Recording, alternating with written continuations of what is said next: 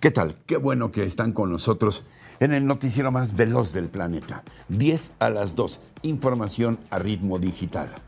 La 1. Les tengo una entrevista exclusiva con el historiador y escritor Enrique Krause, quien recibió hace apenas unos días de manos del rey Felipe VI de España el prestigiado premio de Historia Órdenes Españolas. En su mensaje de recepción habló del siglo XIX.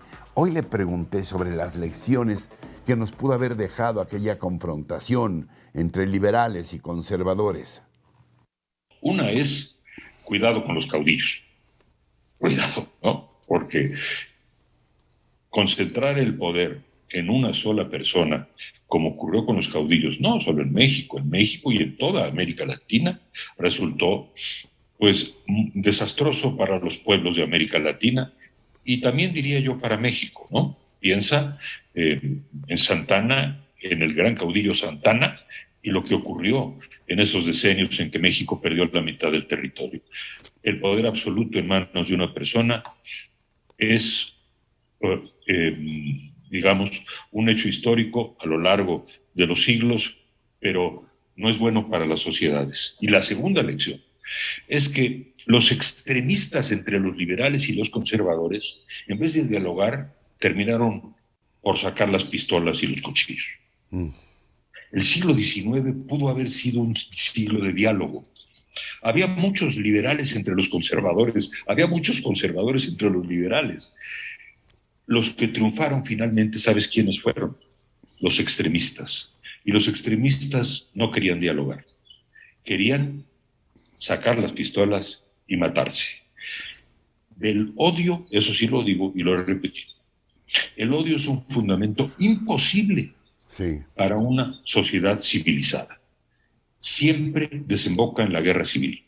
Bueno, lo que nos queda a nosotros, como periodistas, como intelectuales, como historiadores, es predicar de buena fe al poder que no siembre el odio.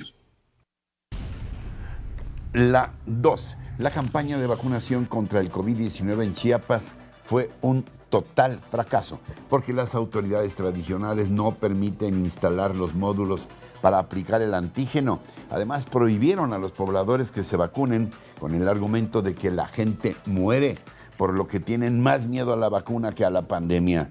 En la Ciudad de México también los jóvenes poco creen en el biológico contra el COVID-19, por lo que se registra prácticamente nula afluencia en los centros de vacunación, por lo pronto en las alcaldías de Iztapalapa e Iztacalco. Pese a lo anterior, el subsecretario de Salud, Hugo López-Gatell, reconoció que la tercera ola trajo un nuevo repunte de contagiados, pero menos hospitalizaciones y muertes. López-Gatell informó que la mayoría de los contagios se están presentando en jóvenes, por lo que los exhortó a que se vacunen y se cuiden. Sobre los contagios, ayer se registraron más de 11,000 nuevos casos de COVID-19, cifra que no se veía desde febrero pasado. Sobre los números acumulados, son 2,604,711 infectados y 235,277 muertos. La 3. Estremecedor. Un reporte de la Agencia de la ONU para la Alimentación y la Agricultura, la FAO, establece que México se aleja cada vez más de la meta global hambre cero. En 2006 padecían hambre 4,700,000 mexicanos. Para 2018-2020, la cifra se duplicó a 9,200,000. Imaginemos 92 estadios aztecas llenos de hambrientos. En mi opinión, el hambre que ya llegó. A ver, llamemos a las cosas por su nombre. En México ya hay hambruna. Y si alguien me acusa de fatalista o peor aún, de neoliberal o conservador, aquí la definición oficial de la FAO. Se considera hambruna a la carencia grave de alimentos, que casi siempre afecta un área geográfica grande o un grupo o número significativo de personas. La consecuencia generalmente es la muerte por inanición de la población afectada, precedida por una grave desnutrición o malnutrición. La inanición es una condición patológica en la que la falta de consumo de alimentos amenaza o causa la muerte. Las panzas de los niños reventadas de parásitos en Chiapas u Oaxaca son testimonios irrefutables. Según la misma FAO, a menos que se apliquen terapias nutricionales de salvamento, los hambrientos mueren, ni siquiera tarde, sino temprano. Porque lo terrible es que 75 de cada 100 muertos por hambre son niños menores de 5 años.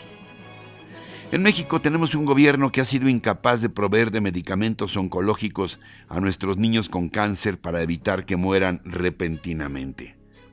No nos extrañe su indiferencia hacia los niños que mueren poco a poco. Así que más nos vale salir cuanto antes del pantano. La 4.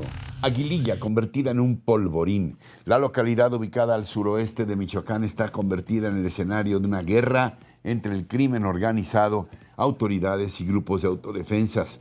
Durante los días recientes se han reportado balaceras en la zona serrana de Aguililla y en los municipios vecinos de Buenavista, Coalcomán y Tepalcatepec. La desaparición de Ángel Gutiérrez Aguilar El Quiro, fundador de las autodefensas en el estado, provocó una escalada de violencia que continúa a pesar de haber sido rescatado ayer martes. Por doquier se ven caminos bloqueados, vehículos incendiados y la gente que queda escondida en sus casas. En Tepalcatepec, un comando fuertemente armado intentó ingresar a la cabecera municipal con un vehículo blindado de manera artesanal, mientras que en la localidad de Tarecuato, en el municipio de Tangamandapio, al norte del estado, presuntos integrantes del cártel Jalisco Nueva Generación atacaron e incendiaron la jefatura de tenencia y varias viviendas. Esto es hoy Michoacán, un estado en el estallido. La 5, más al sur del territorio nacional, en Pantelo, Chiapas, se viven igualmente verdaderos días de terror. La irrupción de grupos de autodefensas como El Machete y los Ciriles obligó al gobierno federal a voltear a ver lo que sucede hoy en los Altos de Chiapas. La ejecución del activista Simón Pedro Pérez López, expresidente de las Abejas de Acteal, encendió los ánimos de los indígenas tzotziles, quienes decidieron tomar las armas y defenderse de una vez por todas de los grupos criminales. Miles de habitantes de Panteló y Chenaló han huido hacia otras localidades, los eternos desplazados por la violencia. En su conferencia de esta mañana, el presidente López Obrador informó que elementos de la Guardia Nacional han sido ya enviados a Panteló para evitar nuevos enfrentamientos y que mañana jueves ofrecerá detalles de esta operación. Otra vez Chiapas y otra vez los más pobres de los pobres. La 6. Que siempre no, que puro cuento. La Comisión Permanente pospuso la discusión y convocatoria para un periodo extraordinario en la Cámara de Diputados para debatir los desafueros de Mauricio Toledo y Saúl Huerta, acusado el primero de enriquecimiento ilícito y el segundo de violación a jóvenes.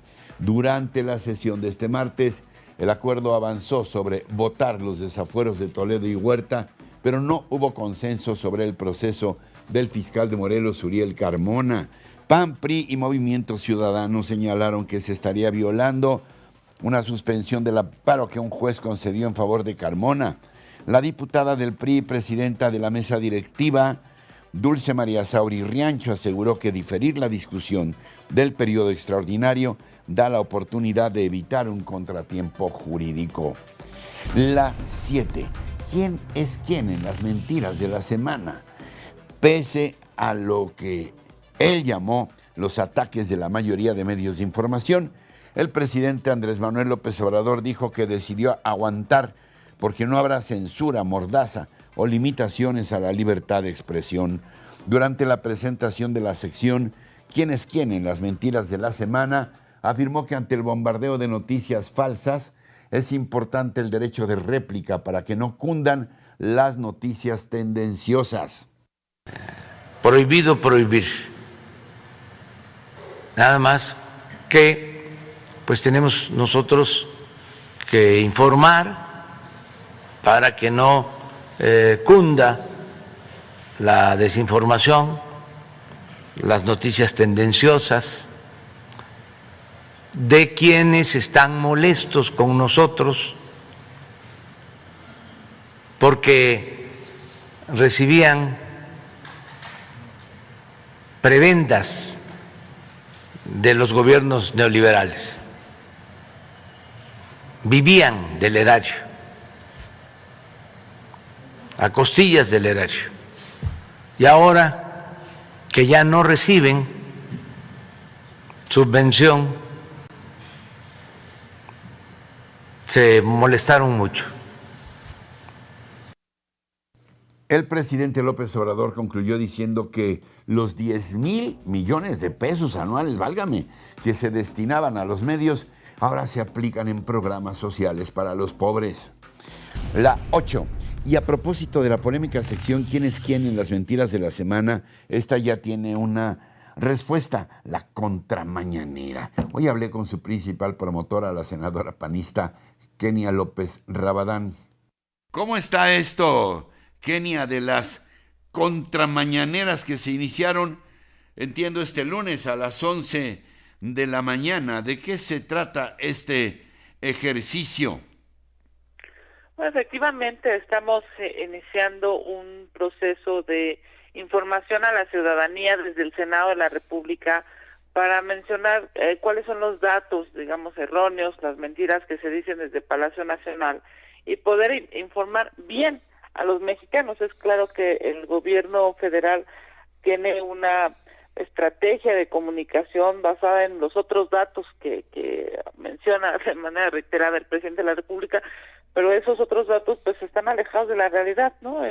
Tenemos ejemplos clarísimos y es increíble, pero bueno, pues pareciera que esta forma de mentir de manera sistemática desde el gobierno es literal una forma de gobernar. Es claro que hay una necesidad de saber qué está pasando en el país y, por ejemplo, el presidente de la República dice pues que se ha manejado bien la pandemia cuando pues, claramente hay una estrategia errónea. Somos el país en el planeta, el cuarto país en el planeta con más muertes por COVID.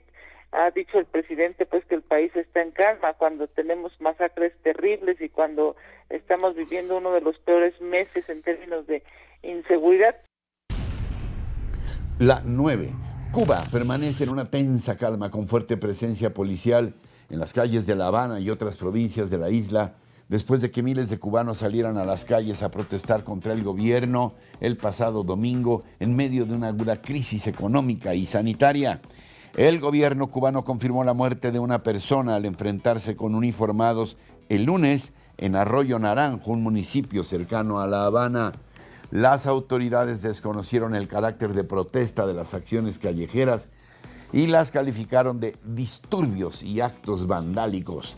La imagen del día la protagonizaron las decenas de mujeres que se concentraron en las comisarías de policía para indagar sobre el paradero de sus maridos, hijos y amigos arrestados o desaparecidos durante las manifestaciones.